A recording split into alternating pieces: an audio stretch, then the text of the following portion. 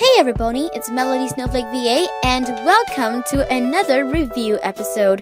So, I know it's entitled Melody Reviews Episode 3, but if you guys realize there is no pony theme song, so why is that? Well, basically, if you guys seen the title, you would realize that the title is not a title of an MLP episode. In fact, it's actually the title of a Disney show episode. Now, if you guys have stuck around my channel for a long time, you would know I've actually watched Disney movies and I actually love them. I actually did a cover of a Beauty and the Beast song, Tell Its Oldest Time, even though at the time my quality, like the mic quality and the audio quality wasn't that good, but I did do a cover of that. And I also did my very first review episode, which is literally episode 0, but it's not in the playlist. I did a review on the newest Beauty and the Beast 2017 movie. And that video encouraged me to make more review videos. That's how the Melody Review series came about. By the way, I have not been making Melody Reviews episodes on MLP, not because I have not been catching up with the show. If you guys have seen my latest cover, I have actually been catching up with the show. Or not because I don't like the episodes. I actually love them. It's just making review episodes on MLP, well, I mean, I love doing it. It's just I'm just basically saying what everybody else is saying. Everyone else is praising or giving like criticisms and feedback on the episode, and basically they're kind of like the same stuff I want to see in my videos. So I thought, hey, people do that, so maybe I should start doing other stuff, not just MLP for my Melody reviews. And today I've just watched something really amazing from one of my favorite Disney cartoon series, and it's a wonderful episode and I just want to review it. So, warning for those who haven't seen it but want to watch it, it's a Sophia the first episode. It's season 4, episode 1, and that is the episode I'll be reviewing. So, without further ado, let's get started on this review. Day of the Sorcerers. When I first saw the title of this episode, I thought it was another magician episode, like every other magician episode in the series thus far.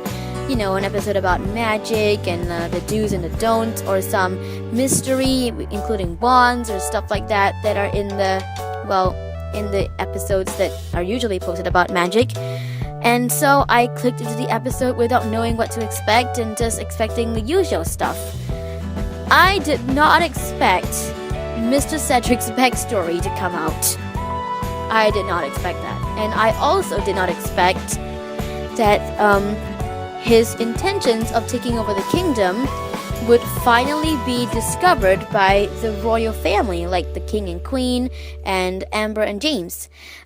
Sophia even didn't know about that, so it's actually an interesting surprise to see her reaction when she first found out. But let's start from the very beginning. The start of the episode was not really surprising to me, as many magician episodes started this way, with Mr. Cedric and Sophia going to some magical event or some magical place together just to hang out or because he wanted to show her something. Some episodes he seemed good, some episodes he just seems downright evil. So for the past 3 seasons I've been wondering which he is. Sometimes I'm actually convinced he's evil pretending to be good, but other times I start to wonder if there's something I missed, because he seemed completely good and like with no evil intentions at all in certain episodes. And that made me wonder, did I miss a scene or something which he got reformed? But this episode that I just watched proved I didn't miss anything. And they were talking and hanging out. And then Mr. Cedric got this invitation to this weird event for powerful sorcerers. That's when I started to smell something fishy because, even though he had been established as a good magician and stuff like that in previous episodes, the sudden invitation just felt a little off. So that's when the setup really got to me. And then this evil wizard came and he started devising a plot for all the wizards that wanted to take over kingdoms to actually be able to do that. He gave them something called a Medusa stone. But Sophia realized Cedric was missing and went off to find him. When she heard about the plan, she got suspicious and asked Cedric why would that wizard think that he would carry on such a evil plan. And he lied to her, not wanting to lose her as a friend. This is where we actually find out that he treasures Sophia's friendship. In past seasons, he seemed to either be making use of her or at certain points he seemed to genuinely care for her, but most of the time it seemed like he actually was just using her for his own greedy purposes. But in this episode, you actually see that he actually cares for her. He actually got influenced by her kind heart. Even after she walked away to gather sorcerers to help the situation, he was singing a song about how he wanted to take over a kingdom, but he was hesitant about it and he didn't know why. Of course, his pet raven had to ruin everything and tell him to get along with the plan anyway, and so he did. And when Sophia caught him in the act, his pet raven convinced him to confess to all he has been doing to her, stealing her amulet, plans to rule over her kingdom, and stuff like that. When Sophia found out, she was naturally betrayed. She felt even more betrayed when she got back to her castle and found that he had frozen everyone that she held dear. Bailiwick, her parents, her siblings. She felt so hurt and betrayed, and he actually came close to zapping her with a spell too, freezing her, but he didn't do it. Something in him stopped him. Finally, when Sophia managed to set her family free, King Roland, her father, told the guards to take Cedric away after he found out what Cedric had done, despite Sophia's protests. Her mother told her that despite her wanting to see the good in others, it just wasn't there for Cedric. This hurt Sophia because she believed that he was a good person. She went down to his cell to talk to him and told him exactly why she was still his friend after everything he had done. She explained why she was so angry and she was so hurt. He thought that what made her angry the most was the fact that he wanted to take over the kingdom. But in fact, it turned out that what made her mad was the fact that he told her that they weren't friends, like ever. To Sophia, he had saved her life and helped her so many times that he was a lifelong friend. They were in the middle of their conversations when the evil wizard from before who organized the scheme in the first place showed up at the castle to attack everybody. He froze Sophia's family and everyone in it once again, and Sophia heard the noise and was going to go upstairs to help, but remembered that Cedric was still locked in, so she decided to find a way to get him out. Once she did, Sophia managed to convince Cedric to help. When he finally got to the scene, the evil wizard told Cedric to freeze Sophia with the Medusa stone and his wand, but he instead chose to freeze the evil wizard. And when he finally removed the stone from his wand, he told Sophia to get ready, as though it would free her family, it would also free the evil wizard. The moment the stone was removed, she told the guards to capture the evil wizard, and together, she and Cedric managed to save the day.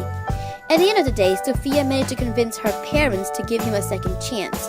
Cedric did tell them about his dark past because in the song that he sang earlier in the episode, he explained how he had been bullied and how he just wanted to show everyone he wasn't a weakling. After explaining this to Sophia's parents and after Sophia pleading with them to give him a second chance using his story, Sophia's mom agreed with her and he was re-established as, well, the kingdom's sorcerer. And unless the show decides to go in any other direction, he is more or less a reformed villain now.